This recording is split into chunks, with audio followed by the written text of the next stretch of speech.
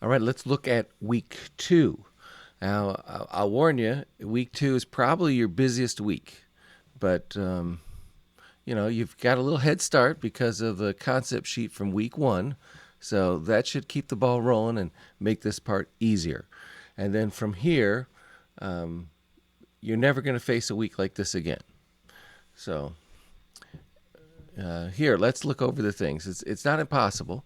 The first thing we have is this small article about how UX and UI can, you know, uh, make people buy products more. And I think really this is what's driving the market to push in the smart technology. In other words, if you're going to spend $600 to get a fridge, you might as well get one with the smart screen.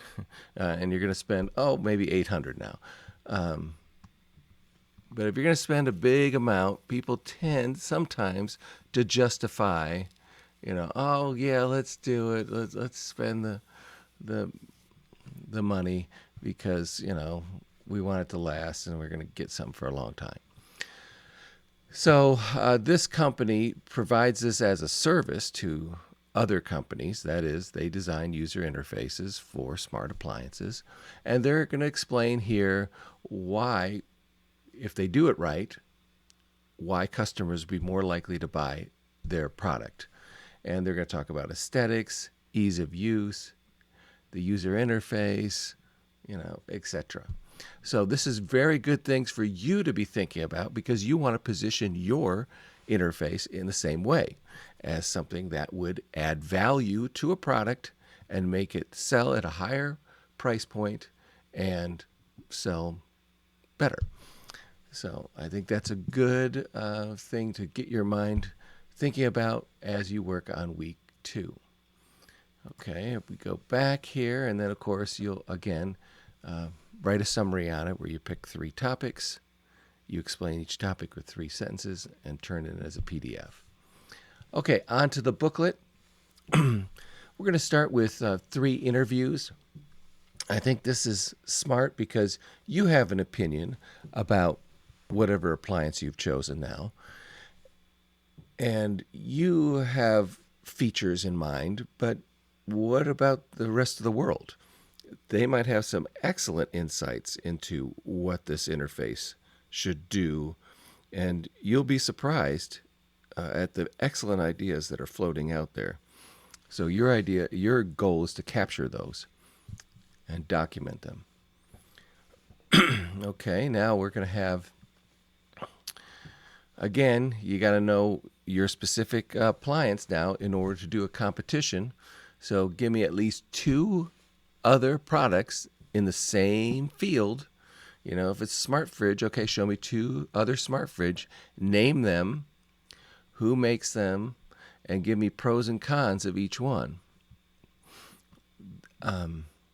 This would look really good if you're going into a job interview and you can show in your research booklet that you actually considered the competition before designing your interface. I think a potential boss would be very impressed. So this is useful portfolio material, and it's also going to influence your design, hopefully. Okay, and then you're going to have a statement related to the low fidelity prototype. Industry standard tends to call it low fidelity prototype, meaning it's just a series of sketches that runs like a working interface. So just make a brief statement about that. Now, in order to do all these screens, you really have to figure out your features. So again, I'll go back to the smart fridge. Do you have a calendar in there? Do you have a recipe? Do you have a way to categorize an inventory, what goods are in the fridge? Obviously, you want temperature controls. You could have a music player. You could have a music player system, meaning it links up to speakers throughout the house and not speakers in the fridge or on the fridge.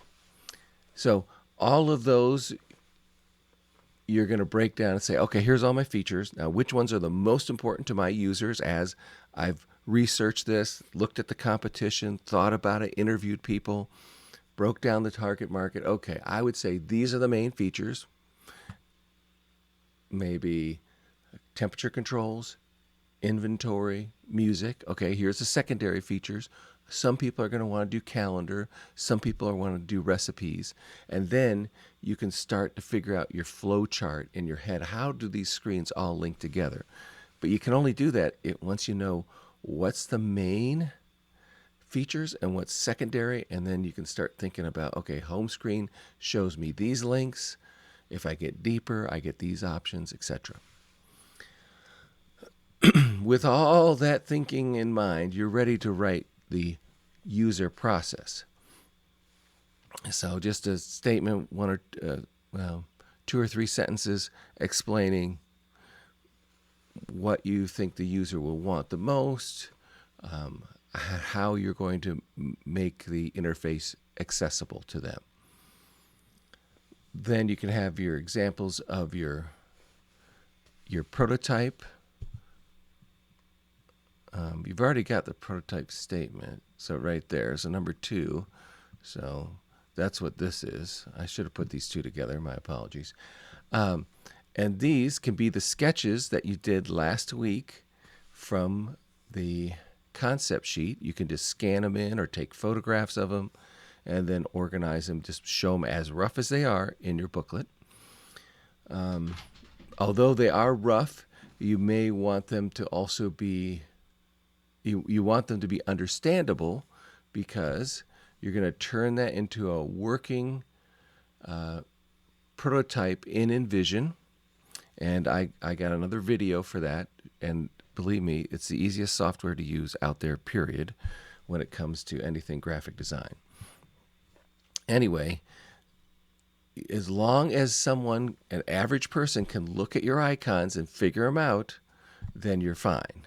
If they're so scribbled that they don't make sense, then you can't really do a good usability test. They got to make some rational sense to people.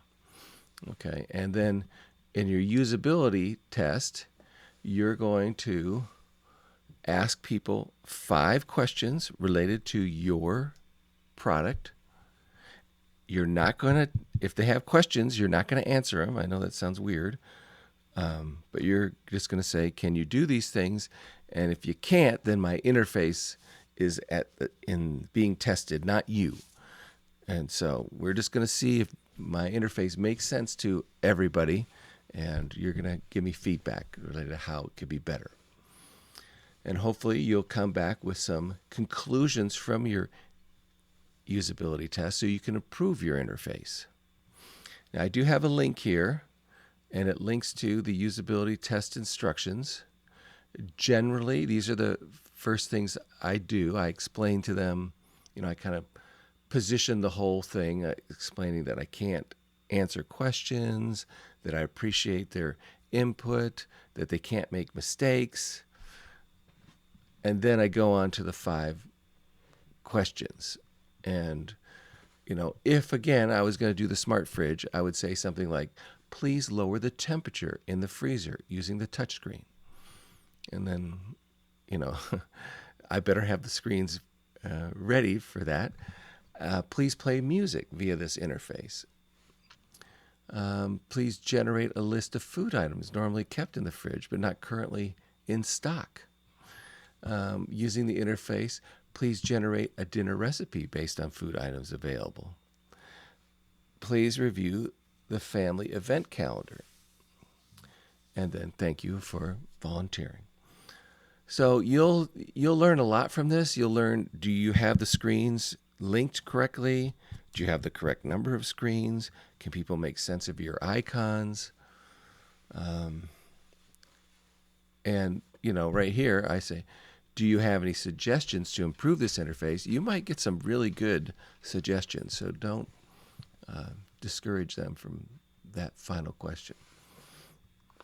Of course, if you're not doing a fridge, if you're doing a toaster or a vacuum, you're going to have to come up with your own 5 questions, but I want you to document them because you need to use those very same 5 questions later in the term for your second usability study. Okay, so again, it seems like a lot, but you've got this started. Hopefully, I believe you do. Um, you've got this reference for the usability test, so that would help. You've done these kind of interviews before, so I think we can pull it off and pull it together. Here's the video right here about turning your sketches into a working, well, first into screens. So either take your sketches and scan them and turn them into JPEGs and then turn them into individual screens. And then how to take those individual JPEGs and put them together in InVision and make a working prototype. Now, if you don't have your InVision account yet, then go over to your resources in Art490G. And you can see here a link to open student accounts is right there. Let's see if it works. Oh, okay. Well, I guess they don't have student accounts anymore. But you can still sign up free and you can still make a generic account and get started that way. Unfortunately, the generic account only allows you to have one working prototype at a time. So, yeah. But hey, it's free and it stays free for your life. So, I'm all for that. Okay. I guess I'll need to update this and drop the education account.